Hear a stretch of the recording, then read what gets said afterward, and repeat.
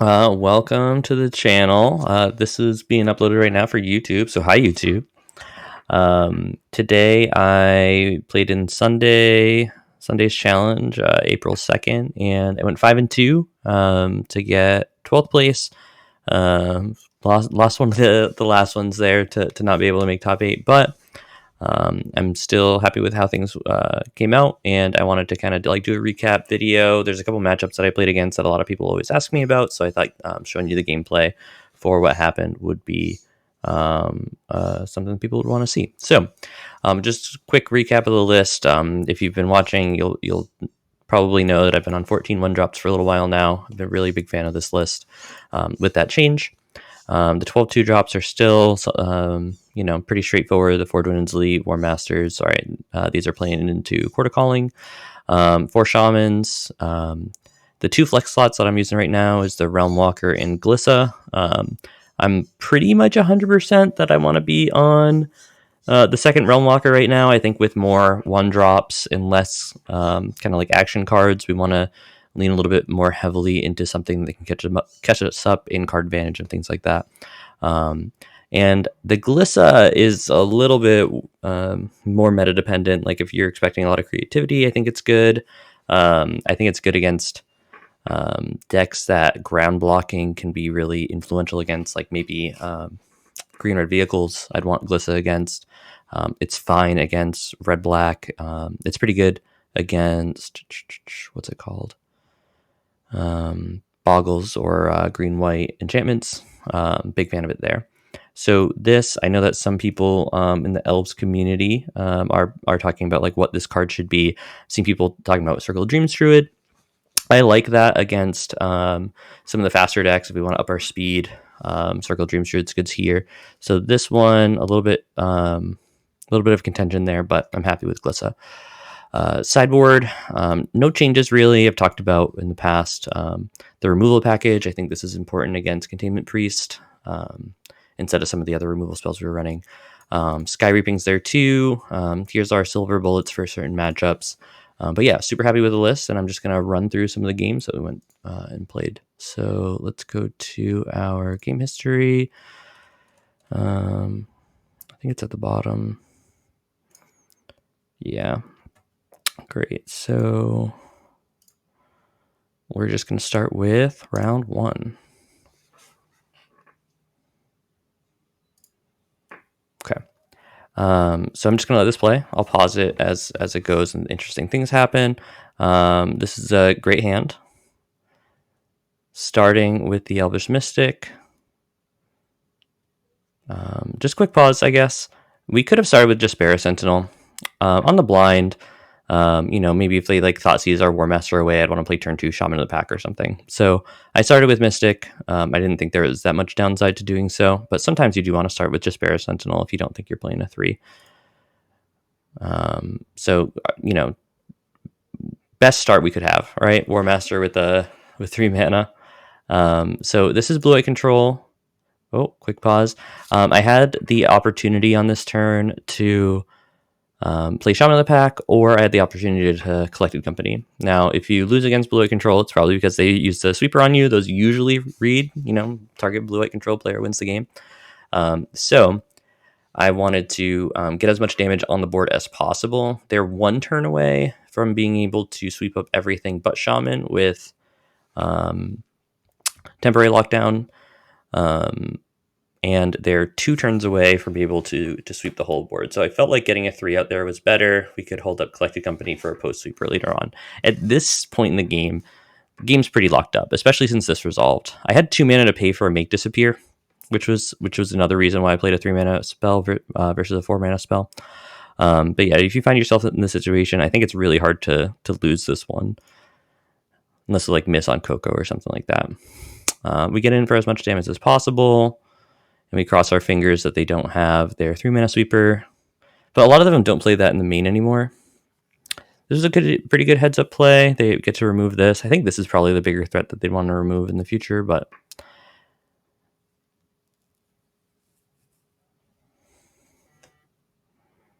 So we attack, hold up Collected Company for the rest of the game. If they tap any amount of mana, which is the only way that they can remove our threats, they have to kill 2 things this turn. We just Collected Company, and as long as we don't miss, we win the game. I don't think they end up having a sweeper here.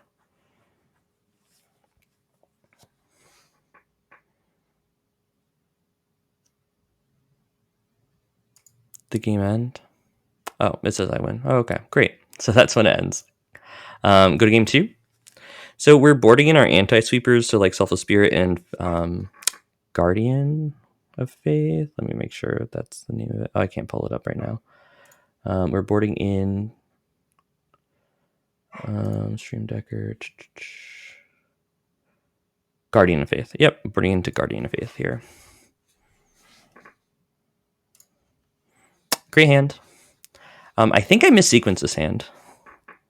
So this is a mill to 6. So I play Elvish Mystic. They march it. Good play to attack our mana. We get our Warmaster out. Whoa. What am I doing? We don't get a Warmaster out. So I think this is my thought process. Trying to get ahead of me, but I think that my thought process on the draw, they used a march to remove a 1-drop. That means that they probably don't have great single target removal, right? Like they probably would have wanted to use their exile target creature, lay down arms. They probably would have wanted to use that last turn. Maybe this was a more managed efficient play, but I felt like this hand on the draw, losing our elf, was going to be playing 1 spell a turn. So in that situation, I'd want every spell to replace itself so that when I play into a sweeper, which this hand has to do, like there's no way around that. So when this hand plays into a sweeper, I've replaced every card that's there. So I'll lose lose tempo essentially, but we'll have the card advantage to come back from that sweeper. So in this situation, we're going to get Dwynen's Elite down, I believe. Nice, I made that call correctly. And this is kind of funny. Hollowed Moonlight doesn't really do much. We don't get the token, they draw a card. Better than nothing. And we, once again, replace itself. So once again, like if they sweep here, we're at card parity because of this play. Anyway. They don't have it. This probably reads counter spells. So I'm just trying to, once again, play things that kind of forces a sweeper, but also replace itself, so it'll be at card parity through a sweeper. And we draw the 1-drop. That's insane. I don't think I would have played the Warmaster if I didn't. So they absorb the 1-drop. Great tempo. Once again, we're at card parity, but we have a board.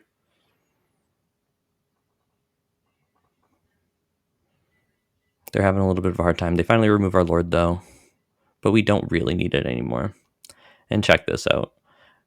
We set up for a great Chord of Calling for 3. The reason I didn't attack, quick pause. The reason I didn't attack is because I wanted to Chord for 3, so that if they spent any amount of mana playing either Temporary Lockdown, maybe they draw the land for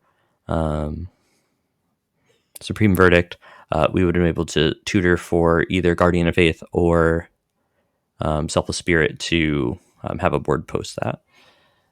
They left up mana, so I didn't Chord at the end of their turn for Shaman, which would have been lethal, but we set ourselves up to be in pretty much the exact same position. Right, hold this Chord up so that anytime they tap mana, they're dead. And that's exactly what happens. All right, that's match 1 against Blue-White Control.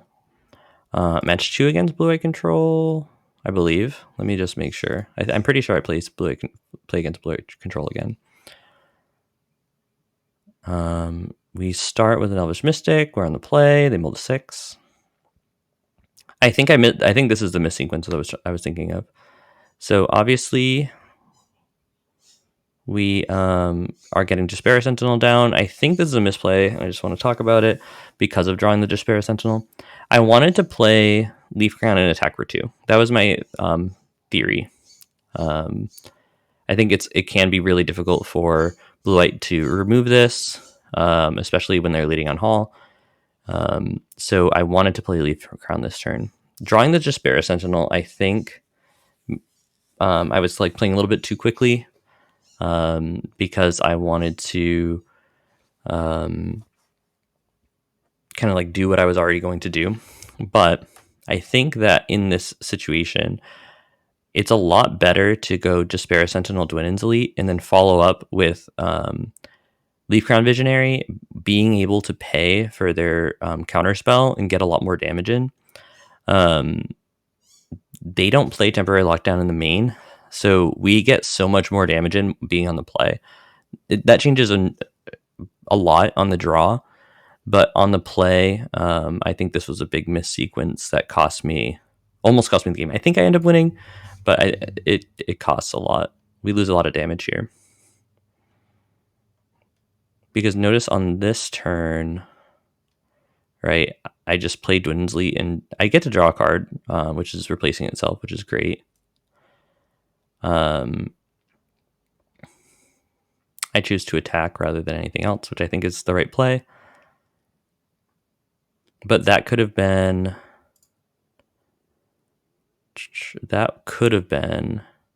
5 more. They could have been at 10 right here if I sequenced better. I'm going for card parity again. They'll absorb that. That's fine. I have the option here of playing Citanul Stalwart and drawing. I wanted the extra 2 damage in because if they sweep, I want to be able to go Warmaster Stalwart. That's actually a pretty decent turn to catch us back up. And this is 2 more damage. So there's the verdict. They'd be at 3 right now if I played that better. We make the play that I was talking about. We do have Chord for 1. That actually could be pretty good, especially if they like Shock or something here. But they don't. Play the Realmwalker. Absorb's pretty effective. I think we can get in for 4 here. Not much point in doing anything else. But they're getting dangerously close to Shaman. Once again, they'd be dead if I didn't sequence poorly, but this is a pretty good draw. All right, I psych myself out here. Pause. So I don't attack with anything. I don't really know if this is the right call. I could have attacked with one thing to get them to 5. The reason that might be bad is because if they go Wandering Emperor, exile it, gain 2, go to 9, they're now out of chord range. Right now, as the board stands, Chord of Calling on their turn is lethal because we have 5. And it doesn't work on our turn because Warmaster already triggered, but on their turn, Warmaster has the potential to trigger again. And Shaman is lethal. Now we have to tap 5, 6. So we actually can beat a Make Disappear with a Supreme Verdict, which is pretty powerful. We can't beat a land absorb Supreme Verdict, but we can Make Disappear. So I didn't attack because I was thinking that it was better. Let's see how it plays out. I don't really remember, honestly. This is a horrible situation because I really wanted to chord there, but they go to 1, right? So missing that damage in the early game was really costly. Okay, they have mana up. Chord's not great there.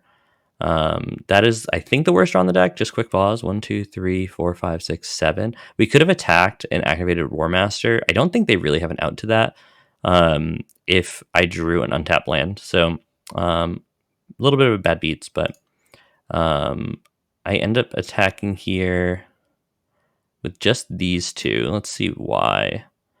If they have no blocks, we can't do anything. It gets them to 3. But it doesn't present lethal. I think that I wanted to be able to pay for... Oh yeah, this is why.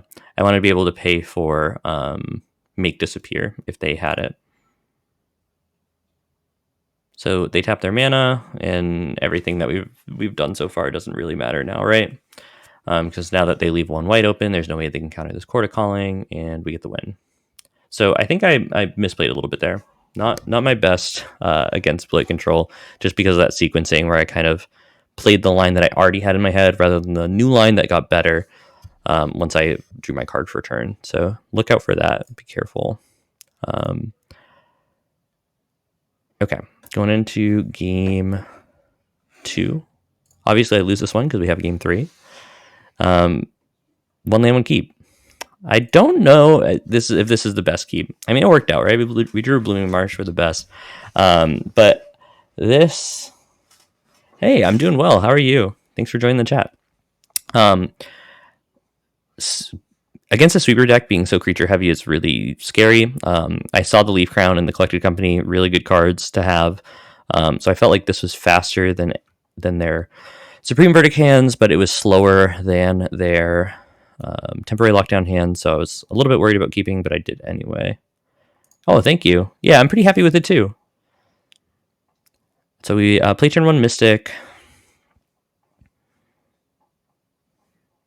I think we just go for board development here. Oh no, we get the Leaf Crown down. Leaf Crown early is difficult for them to deal with a lot of the time. I think they end up having temporary lockdown. Oh no, they don't. Oh, this is a big misplay. All right. So I'll just talk about this a little bit. So I agree with this play. Play the Citanul Stalwart, draw a card, be at card parity for a sweeper. Great. We drew the Selfless Spirit. Not the best draw, but we can cast it. But I choose not to. And I think that this is where I lost the game. I was thinking that if I cast this, they're going to counter it, and then they're going to untap and sweep, which, would be bad for me. But I don't cast it, and now they don't even need the counterspell. They can just untap and sweep. So instead of me forcing them to have counterspell and sweeper, I forced them to have sweeper. So not playing the Selfless Spirit was a lot worse, especially... I mean, I did get to draw a card off of this. I was kind of trying to hit a land drop. But I think that was the play that lost me the game here. Oh, nice. Yeah, let me know if you have any questions. It's definitely complicated. It's not easy to navigate. And I made a big mistake here and lost the game for it. So yeah, I should have forced them on Counterspell Sweeper instead of just Sweeper.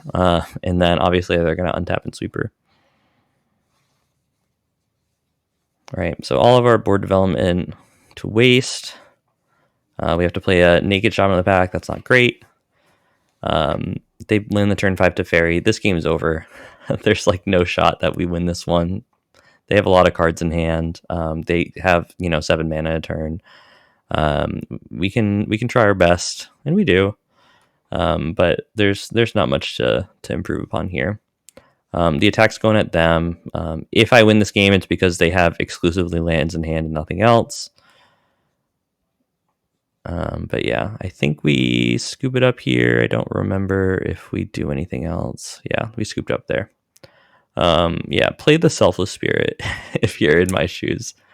Obviously that plays worse against like temporary lockdown, but they would have temporary lockdown the previous turn if they had temporary lockdown. So we'll go to game 3.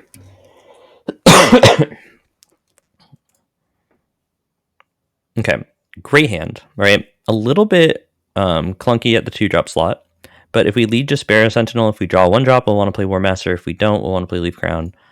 So we play this. Maybe I do play Warmaster. I'm not quite perfectly remembering.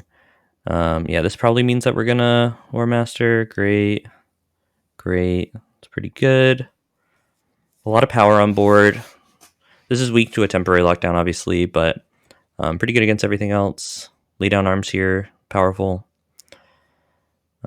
We draw Collected Company, which is great. We don't want to use that yet. That's usually our response to get us back in after a sweeper. We get to draw a card here, which is awesome. I'm really playing into temporary lockdown, but I think it's fine to play. They only play 2. They played a lay down arms on something that would have been eaten up by temporary lockdown, so it kind of signals that they might not have it. But anyway, they have it. Spoiler alert. Yeah, that's a disgusting one too, right? You probably, if we pause right here, you probably don't think that we're winning many games where this is the board state. They're still at 20. That's a very high life total. This Llanowar Elves is not doing much for us. I was pretty disheartened at this point. But these collected companies have the potential to do a lot. Memory Deluge, hard to beat. They're doing a good job controlling. I think they foretell a card. Yeah.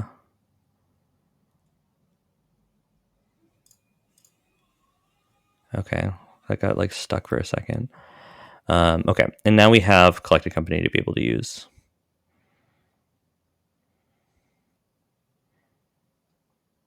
Okay. So they go for this March of Otherworldly Light. That was a good target, right? It forces us into collected company.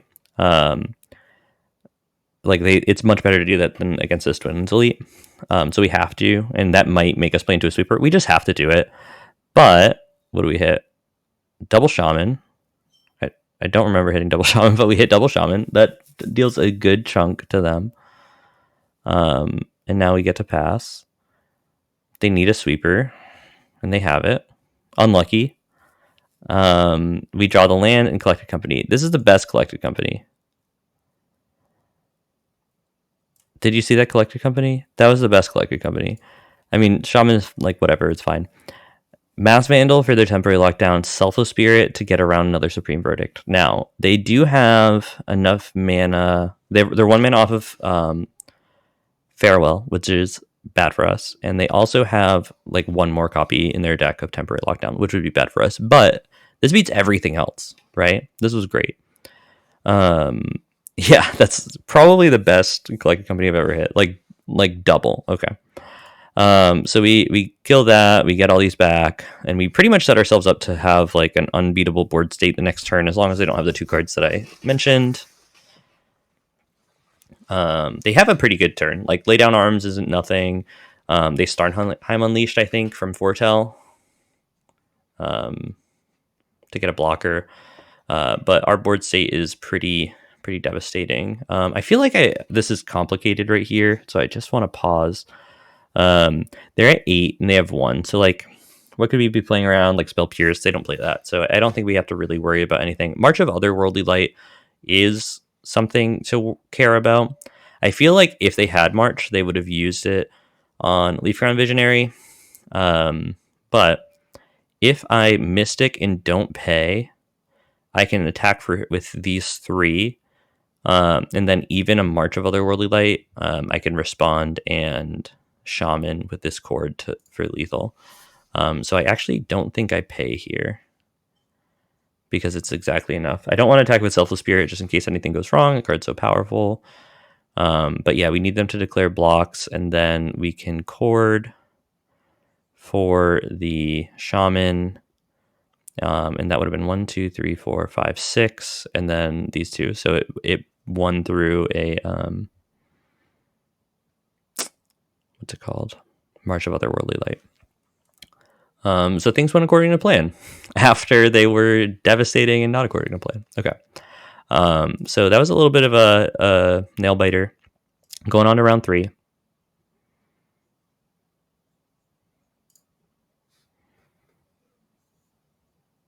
All right. Great hand. We're on the draw. This is one of the closest games of all time. Okay. So we led on Llanowar Elves. They get a lot of damage in really early.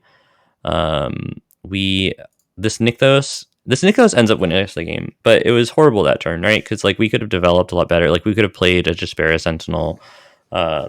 If this was tap for green, this card has been sink or swim. But anyway, they make this thing huge. We're taking 12 for strike trample here. It's not great. Oh, I guess there's a decision I made that matters. So in my last turn, I did have the opportunity, instead of playing Jaspera Sentinel, that I could have played Dwynen's Elite. I chose to just play Jaspera Sentinel just because of the additional mana.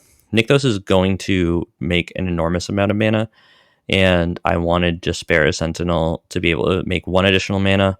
Dwynen's Elite has the ETB trigger, but being able to use this for 1 additional mana will end up mattering a lot more. Okay. So this is our turn. This was actually really complicated. I should have done the math on this, but I was just like, I'm going to just figure out if the blocking is good enough after. I just wanted to be able to play all of my things so that I could get maybe enough toughness. So I think looking at this right now, the best course of action is to play Leaf Crown Visionary, and then I think play the Jaspera Sentinel and then activate, being able to play Leaf Crown Visionary and Dwynen's Elite. Let's see if that's what ends up happening. So we have to play this. Great. We get to play Jaspera Sentinel and not draw. Great. This will tap there, and then we get to add 6, play this, Collected Company, and then we can Dwynen's Elite and draw 1. Great. Okay. So this actually adds just enough toughness to survive. They have 0 cards in hand, so as long as they don't draw another... We couldn't have beaten another enchantment, but we could beat any creature or whatever. So they have 12 damage for Strike Trample coming in. They attack with his Vigilance. So we end up being able to block with 11 in toughness, and then we get to eat this. This was a bad attack. Maybe they didn't do the math. So we're at 2. And now we're just trying to draw out of it.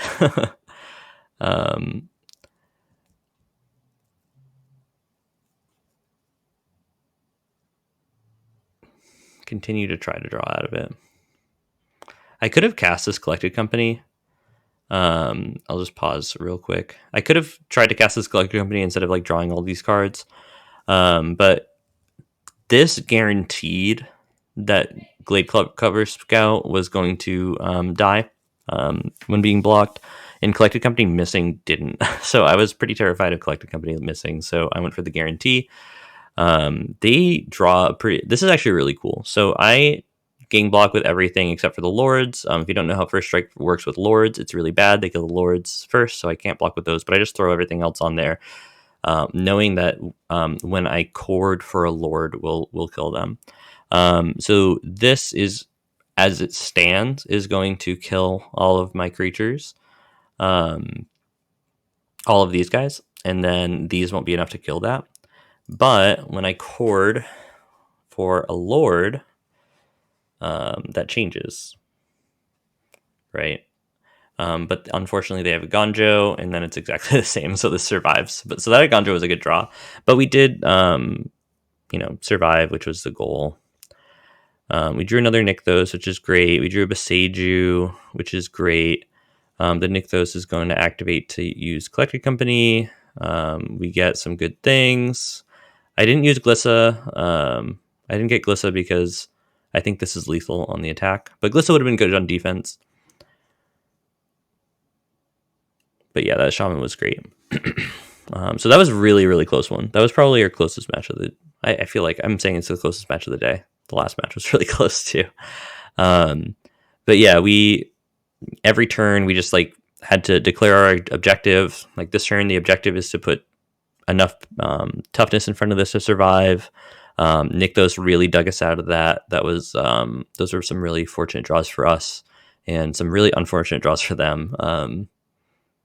After this Generous Visitor is probably the worst non-land they could have drawn. So great. All right, game 2. I think we just get completely run over here.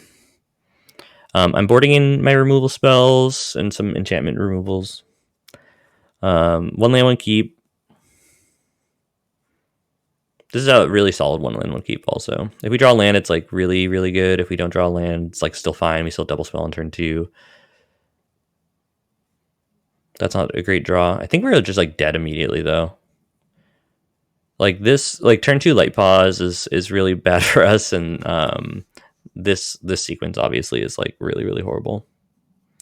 What would I have chosen as a Boseiju target? That's a good question. I would have held Boseiju in that last game, because I'd hold it for attackers.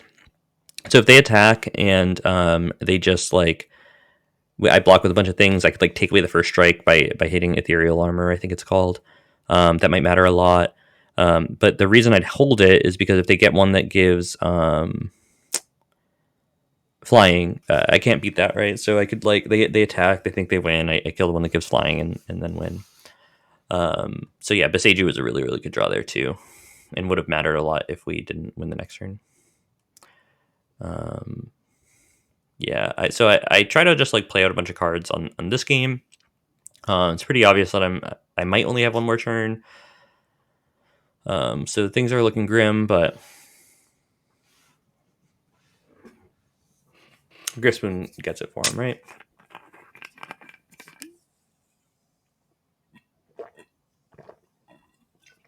Those are the hands from the Boggles deck that we can't beat. Yeah, turn 2 light pause is like really hard to beat unless we have Fatal Push or whatever. And they left Skrelv in the matchup, probably just to give things unblockable. But you know, obviously that's a hard one, especially on the draw. Going to game 3. I think the trample. Oh yeah, I could have killed the trample one too, if that would have mattered. I think I had enough toughness there that I could like kill the trample one and chump, or I could kill the first strike one and gang block. Those are both good lines. Okay, game 3 on the play. We keep a 7 with Ray of Enfeeblement, which is really good. We also have a really good curve. This is bad against Portable Hole on turn 1, which I think they have. Yeah. We have to play a Naked Dwynen's Leet in theory, which is pretty bad. But we draw Warmaster. It's probably the best draw on the deck right here. We're hoping they play like Pause or SRAM. They don't play either. And I make a misplay right here we'll talk about. So this is a big misplay. Almost loses me the game. I should Ray this right now. The reason I didn't is because I was like, oh, if they untap and play Light Pause, I'll want to kill Light Pause. But obviously I can't kill Light Pause because Skrelv will protect Light Pause. So I just need to kill this. There's really no thought to put into it. I thought that I could be like sneaky, and then like if they go to give this unblockable, then I could kill the Light Pause or something like that. Those are bad. Those are bad lines that I was thinking of. So, because if they don't give this trample, I just have infinite chumpers for the rest of the game. So I definitely should kill this right here. I don't.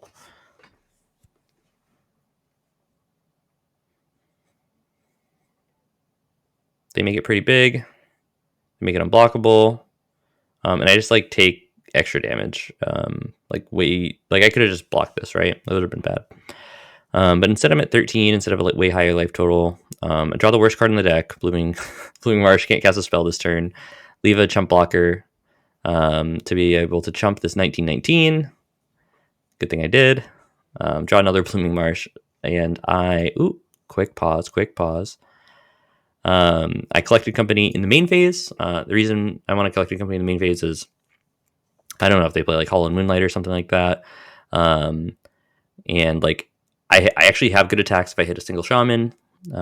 Like Shaman plus attack all is lethal, so I'd rather do that.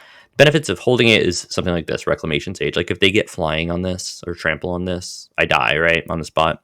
They don't have any cards in hand though. But I felt like being a little bit more aggressive was better there. I almost grabbed Masked Vandal until I realized that I actually don't have a creature in the yard. So the best thing to get is Llanowar Elf and Reclamation Sage. Okay. So now we have infinite chump blockers. I really just have to hope that they don't get something that gives trample, which would kill me on the spot. And actually, just pause. It kills me on the spot only because of my not chumping that turn, right? If I was at 20, there's nothing that they could draw in the whole deck that wins here. But anyway. Next turn, we got a Shaman off the top. Don't even have to cast this Collected Company. We got it.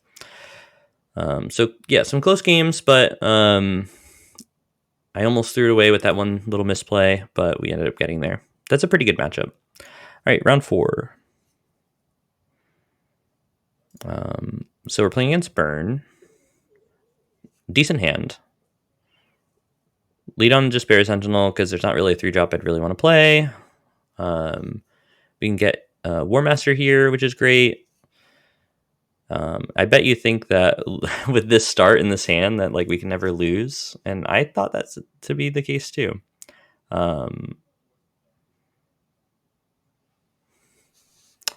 Would love to have had something a little bit more impactful there.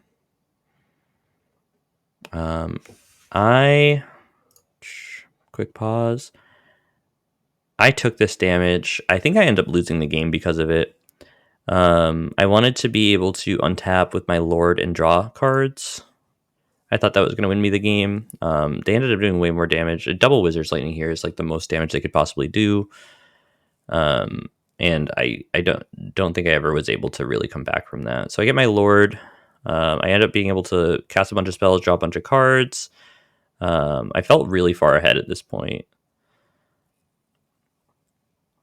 Like we have Nykthos. Like the things we are doing are so powerful right now. They only have 2 cards in hand. Like, how can we lose this game, right?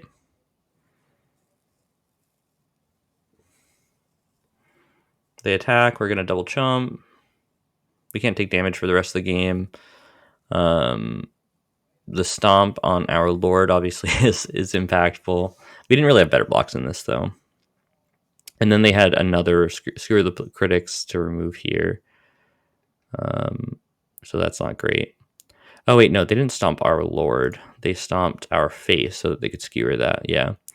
We needed to be able to draw a creature. We didn't. We're at 4. I feel pretty far ahead. They have 1 card in hand, right? But they have just double burn off the top. We could be anything else, though. This one made me a little bit sad to lose. I felt pretty far ahead, but they had really good sequencing. I feel pretty favorable in this matchup. So going into game 2, I felt pretty good. And our deck did not want to cooperate here. Great hand. So the plan here is, we want to just play our elves into a collected company. As long as we draw some, moderate things, I think this hand has a lot of upside. Especially being able to untap with just Jaspera Sentinel. If we draw a 2-drop, we have really good plays. We draw a double 1-drop. So I felt pretty good about being able to cast this collected company, eventually be able to Chord of Calling. Like, we have good things going on.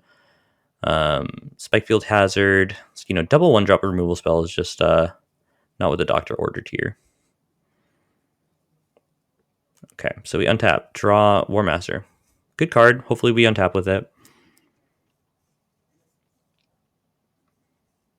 Stomp ends up ruining our day. And now we're really far away from casting any of these spells. The fact that they could pay 1 for all of these was really influential. Draw an uncastable, and for the rest of the game, we draw uncastables. This was a really, really bad sequence.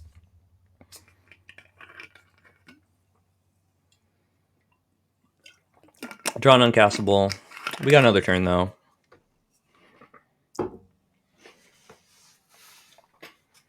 Kind of force them to have it. We're dead if we don't block here. This is pretty much a concession block, but we'll draw our last uncastable. And look at that hand. If you're gonna lose with elves, this is pretty much the way that you're losing, especially in tempo games. Their double 1-drop removal was insane there. If we cast even one of these collecting companies, I feel like it's really hard to lose. But it's tough to lose such a good matchup early in the tournament, but it's fine. We're going to game 5, round 5. On the draw with a really solid hand. Another blue-white control. So the reason I wanted to share this with everybody is because I played blue-white control so much, and I get asked about blue-white control a lot. So I wanted to show why I think that the matchup's actually pretty good. Obviously, it feels really bad when they just Supreme Verdict you twice for lethal, right? Because Supreme Verdict is most of the time just the game ends there. But if you navigate it well and try to have some of these strategies, like that one game where I was just trying to create card parity into a sweeper, I think that you'll find that you can win more games than you're going to lose in this meta. Yeah, that was last match was a sad one. Okay, so with this, does this one just go through the turn? I think this one just goes through the turn. I'll try to go turn by turn from here. So this goes Elvish Mystic. Oh, this just goes. Never mind. That's not what I want. Okay, I'll just hit play. We're gonna go turn 1 Elvish Mystic. Realmwalker turn 2 could be powerful. I think that's what I would have done, but instead we're just gonna play Warmaster. We're gonna be on the one spell per turn game. We get to play Leaf Crown. So the only reason I played Leaf Crown is because it played around Censor. Maybe Censor is not popular. I don't know if I played against a Censor in this tournament. But I thought that it was just like slightly better than Realmwalker because of that. Both of them like play into sweepers, but you got to force it. We do end up being able to get a Warmaster trigger here, which is nice.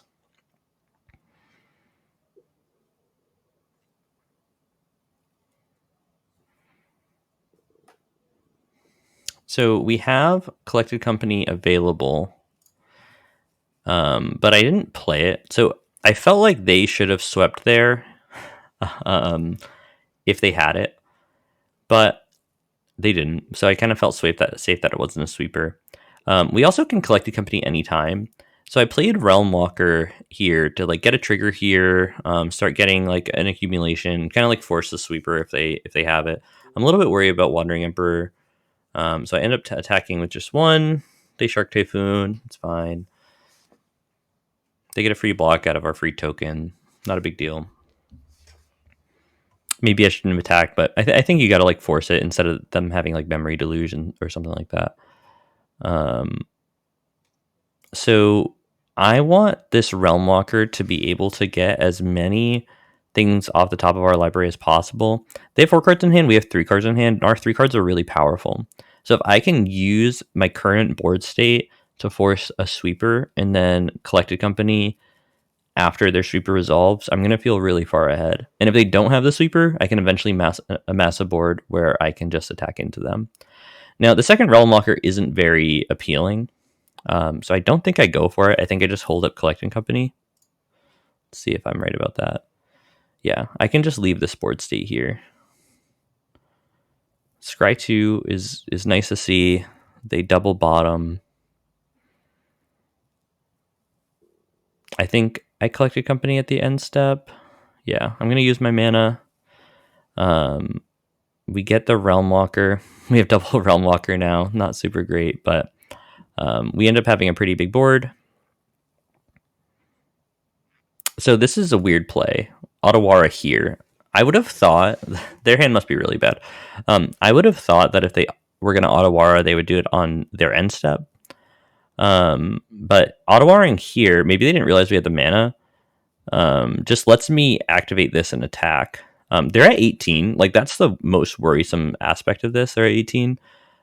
So I can activate this, let it be bounced to my hand, draw this card off the top, and have a really enormous attack. And once again, let's say they untap and sweep.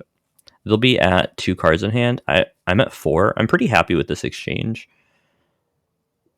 Right? They obviously don't untap and sweep, but like trying to get yourself into a position where you're at card parity through a sweeper is one of the ways that you can be effective against fluid control, right? Like if they untap sweeper or land sweeper is what I was thinking, or just untap sweeper, 4 cards in hand versus 3. These are really powerful cards in hand. You know, like my turn would probably be Warmaster Llanowar Elves, or if I drew a land, Warmaster Shaman. Try to set yourself up to have a good contingency plan. Okay. Game 2. So we're boarding in our... Oh, this is a good one. This is a good one. Okay. We're boarding in our anti-sweepers. So Guardian of Faith and Selfless Spirit. We keep a hand with Guardian of Faith. That's not great. And I think I named some of these lands incorrectly, but I didn't want to signal. Okay. That was a horrible draw. This was actually pretty close to not being a keep. But I kept it on the draw.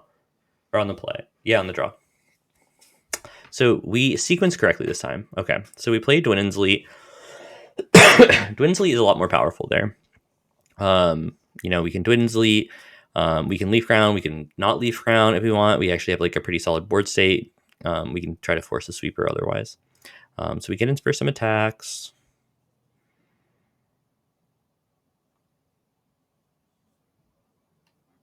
Okay, so I name Elf here. So this is actually really important, so I'll just pause. I name Elf here. Playing Nykthos is bad because I need 4 green this turn, right? If I want to draw a card with this Leaf Crown. So I do name Elf. Feels bad because I kind of wanted to name Spirit on this twice. But I think it was more important to be able to draw the card here. You know, both of these Jaspera Sentinels will be able to like pay for Guardian of Faith and things like that. And I do want to be at card parity after a sweeper. So we draw the card. It's a collecting company that's insane. It's probably the best card we could have had on top. We really want to untap with these. So sweeper's bad. They don't have a sweeper, which is great. And okay, so we're in a really good spot here. So we play our Nykthos. I'm holding this because I do want to be able to name Spirit. But Nykthos taps for 4. So I play my Nykthos, and we add 4 mana to my mana pool. We'll draw a card here, and we don't end up using this mana. But I'm just going to pass turn, right? Because of making this play, we have double white with Guardian of Faith to be able to activate both of these, or to tap both of these to protect ourselves from a sweeper, and then we're in a really great spot in our untap. So I think they Memory Deluge here. They Memory Deluge, untap, and then they sweep it up. So we have Guardian of Faith from hand, which is kind of hard to have happen, but we get it off, target everything, fade them all out. Guardian dies, but that feels great. Okay, not the best draw. We wanted to be able to draw a card here, but we do have the backup plan of Collected Company. They're at 9. That feels pretty good, and we're afraid of a second sweeper. Baneslayer Angel. Just quick pause. Was not expecting that. I know that they do board into it, but it just like wasn't like in my mind for something that is a possibility. They left up white, so like it reads that they could have March of Otherworldly Light. I feel like they would have used this if they did, or that killed this if they did. But we do get to Collected Company, get a Warmaster, and that Warmaster's ultimate with our Nykthos would have been lethal, but Shaman of the Pack's also just lethal, so why not do that? Shaman of the Pack couldn't draw a card, but I could Shaman of the Pack if they do like some removal in response. Then I can activate Warmaster, right? Because it's 1, 2, 3, 4, 5, 6, 7, and Nykthos taps for 7. So close games. They didn't have a sweeper on 4. That would have been a very different game, but close game for sure. Going into round 6. So this was an unfortunate one. This game won. Excellent hand on the play. Lead on Jaspera Sentinel because there's not really a 3-drop I can see myself playing instead of developing my mana. They take a damage here. We get to attack. We get to Citanul Stalwart.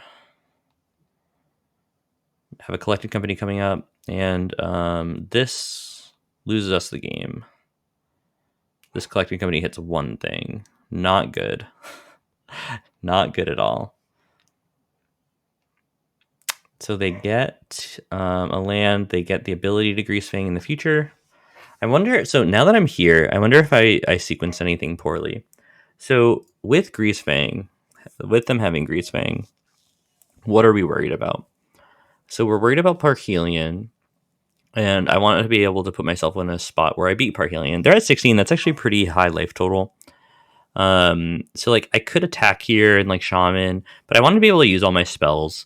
I figure if I use both Chord of Callings this game, I'm probably winning. So I think that this was the best line. So I play Shaman, don't draw, Shaman trigger on the stack, I chord for Dwynen's Elite. So I figure what my thought process was is a steal 7, and it sets us up for a board state where chording for Shaman next turn is lethal most of the time. I think a vast majority of the time. They play Scrapwork Mutt, which, quick pause, if it was, if they had to use a colored mana there, that would have been great, but they got to do it for free. All right, so they use Scrapwork Mutt, get back Sky Sovereign, and Sky Sovereign really puts a dent in our plans. So that's great. They crew, that's great, and now you can probably see where our issue is. This Chord of Calling is no longer lethal. Okay, so I shock there because it doesn't really matter. And my thought process is I need to set myself up to like my outs is just like I have to untap next turn, so like maybe they can't put a vehicle in the yard. I can't beat a Parkelian no matter what. And the scrapwork blocking is horrible. So I think I'd kind of like take the obvious line, attack with everything, chord in response for the Shaman of the pack, bring them to 1. This Raffine's Informant puts a Parkelian in the yard, and the game's over. So unfortunately, like I did beat Sky Sovereign, right? If it was Sky Sovereign again, they crew it, they kill 2 things, I attack with 3 things, they're dead. Even if they play another blocker or a removal spell, they're dead. So I feel like I took the right lines. That was just like a real unfortunate one to lose. I was a little bit sad about that one. It's very close. Okay, game 2. Game 2 ended up going a little bit better. Keep a really solid hand. It's hard to ask for a better hand than this one. I lead on Jaspera Sentinel. Once again, there's no 3-drop that I'd really want to cast. I play the Mystic first. Always play the Mystic first if they have Fatal Push. Yeah, so that's what ended up happening. Always play the Mystic first if they have Fatal Push. The Dwindsley, we don't want to be off the mana on that. But yeah, they played that well. We play Warmaster, not a bad top deck. They're stuck on 1 land. Hoping to untap with this Warmaster. So we cast Tunan's Elite. That trigger pretty much wins us the game. I don't think there's like any sequence of draws they can have that they win through this, but that Thoughtseize is pretty good. So we can Dwynen's Elite here, amass an enormous board. I ended up attacking. I think it's also fine to not attack and hold up Chord, but I think they're dead no matter what anyway, so.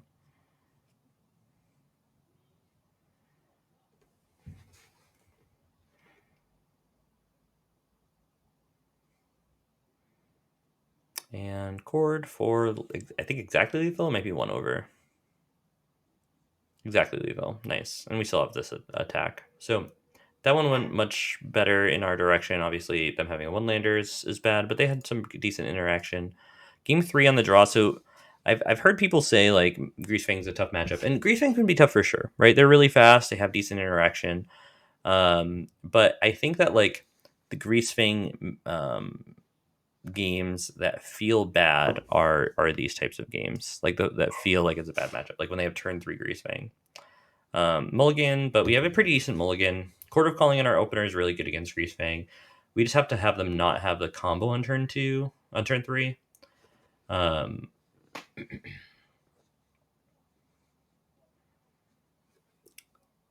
So we play Dwind's Elite. I just want to be able to have as many core targets as possible. But they have Sky Sovereign out, and they play Greasefang, and we're dead, right? There's really nothing that we can do here. If we naturally drew one of our hate pieces, like our removal spells or something like that, we'd be fine. But we really only, like, I keep playing because if they can't get it back in the yard, then that's fine. But they get Raffine's Informant, and yeah, I concede to that. So tough one to lose. Game 1 was so close that I felt pretty good going into that. But anyway, last one. We have our second loss. So we can't top 8 anymore, but we have a pretty good game against Enigmatic. Keep a really solid hand on the play. So this is, I'm just going to pause. This is one of the reasons that I really like 14 1-drops. Look how insane this hand is. If we didn't have a 1-drop, we can't keep it. So having 14 has been really beneficial. I've been mulliganing less. It's been feeling really good. So draw, we get Dwynen's Elite. Cast the Dwynen's Elite because both Warmasters are going to trigger next turn anyway. Boseiju is really good to have, by the way. I'm not really worried about a turn 3 sweeper or anything against this Enigmatic deck. So we get to Warmaster, and then Warmaster, really powerful turn. Hit him for 3. Pretty huge board. With them not playing sweepers, really, I'm not super worried about this. Chain to the Rocks is obviously good. This is actually really good. Leyline Binding is good. I actually missed sequence here, I think.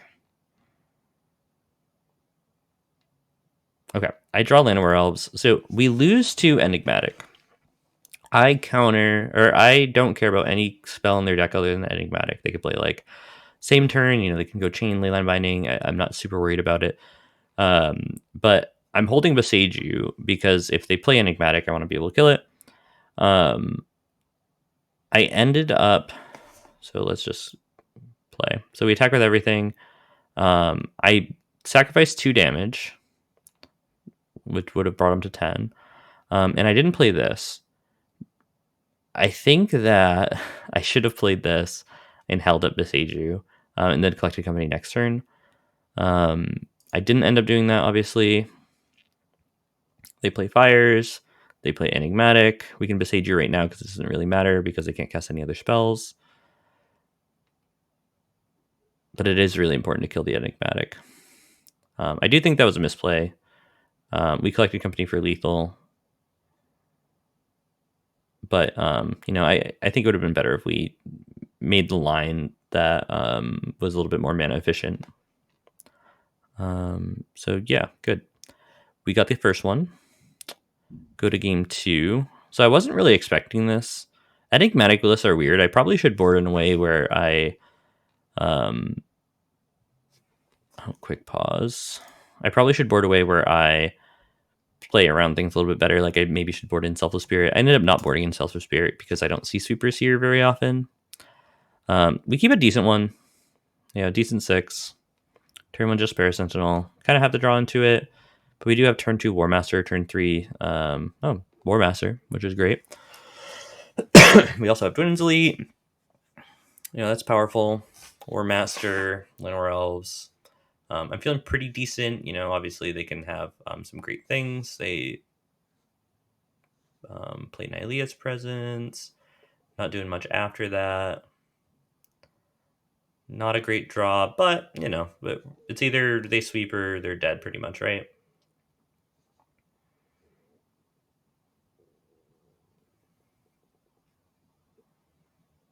I play Citanul after play our land, and they play Fires and Supreme Verdict. I wasn't expecting Supreme Verdict, but they force them to have it. Maybe if we draw a collecting company and they don't draw anything, we can win. But Fires, I'm not usually super worried about, and we end up losing that one. I changed my sideboard strategy to include Selfless Spirit. I don't know how many verdicts they're playing. But I do want that for the next one. And let's see. Last game of the match. We mulligan that one. And this is a pretty decent one. It's not the best. We have to lead on Boseiju. Obviously, Boseiju is powerful in the matchup. But we got 1 drop, 2 drop, 3 drop. We can curve out. Hopefully this Elvish Mystic is something that we're untapping with. It is. Great. Play our Dwynen's Elite. Get in for 1. We're fine. They shock for Bitter Reunion. If they shocked for like a removal spell, I would have been worried. Shocking for Bitter Reunion, that's something that I'm definitely okay with. So Selfless Spirit is uncastable. We will never be casting this card. That's actually the worst draw because we can't even chord for a Selfless Spirit in the future. So that's a worrisome draw. So I attack. So I actually. So this is a big misplay. I wanted to be able to, or at least I think it's a misplay. I wanted to be able to chord for. I don't have Guardian of Faith in the deck. View sideboard. Yeah, I don't have Guardian of Faith in the deck. I didn't think it was worth it. But I made this attack so that if they shocked, then I can chord for Shaman of the Pack, right? They didn't play anything. They had Leyline Binding up. It kind of they are signaling Leyline Binding, right? I feel like I should have attacked with a 2/2 as well. Possibly get damage a little bit lower, or even all of these, get them to 5, because we can't protect ourselves anyway. Like, this is only playing around exactly Shock Sweeper. And I drew Reclamation Sage, so I can't even chord for Reclamation Sage. If we view Sideboard again, I'm not bringing in, I don't think I bring in Masked Vandal. Oh no, I do bring in Masked Vandal. So what I bet I don't have anything in the graveyard to kill, use Masked Vandal to remove. So this is a really unfortunate sequencing, but I only attack like this. They Leyline Binding targeting this, which is, fine. And I, second main phase, get to Reclamation Sage this. And if I just attacked for more, I would, if I just attacked with these, this would have been lethal. So I was feeling a little bit bad about that. So they fires, I'm really sweating it, and they have Skyclave, so we're good. Right, Chord of Calling is lethal no matter what. So that was an interesting turn, where and an interesting sequence of draws for sure too. I think that I probably should have attacked a little bit more aggressively, because I was playing around such a specific thing. But what ended up happening was fine. So yeah, 5 and 2. I actually am pretty happy with how this turned out. The ones that we won were really close, but our sideboard plan ended up being really good against the common plays, and the ones that we lost, I feel like we got a little bit unlucky, but our opponents got unlucky too. So that's how Magic goes. So looking into the future, I just wanted to talk about some advice for people. I know that some people from my channel, my Discord channel are here. So hi, thanks for watching and everything. I wanted to kind of like open up for any questions that people had about matchups, because I know some people wanted to learn about how to attack certain matchups. I do want to kind of like end this by talking about flex slots. Like, depending on your local meta, I think these two can kind of be a little bit flexible. If you're not seeing any creativity in your meta, maybe instead of Glissa, you can go for something like Circle of Dreams Druid if you have a really aggressive, non-interactive meta, or even just like Elvish Visionary, I think is better than Glissa in a lot of ways. So those are that's my advice there. And then for the sideboard, I'm really happy with where this is. I think the one Fatal Push to Ray of Enfeeblement is really powerful. I like the one Skyreaping. I would like to go to 2. I think these all have enough merit. Like, I know some people aren't playing Knight of Dust Shadow right now because Angels isn't very popular. I still like it, but you definitely don't have to agree. I'm just a little bit worried about Angels making a resurgence. I did win a game on stream with Yasharn against Red Black. I just cast it and they couldn't cast like a single spell for the rest of the game. So super happy with that. Revoker is super important. Jailer I love against Greasefang, super important. I think both Masked Vandal and Reclamation Sage are important. I see some lists with like kind of one or the other, but I do think both of them are good to have. Scavenging Ooze is great against Greasefang and some of the graveyard decks.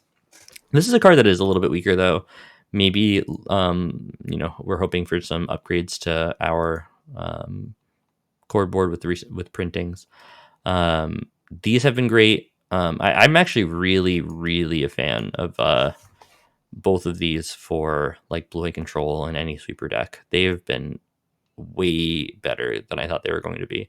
So huge on these. Mistcaller is probably the best card on the board by far, and Drannith Magistrate is really, really good as well. So yeah, I'm happy where this is. And if I have time for a challenge next week, I'll try to get in another one. I'll try to stream another time this week. But anyway, thanks you for watching. If you're watching this on YouTube, please like, subscribe, comment. All those things help the channel out. And I also opened a Discord server for my content for this deck. And there's some special rooms in there for patrons. So check all those out from my link tree if you're interested. But anyway, have a good one, everybody. Thanks for watching. Bye.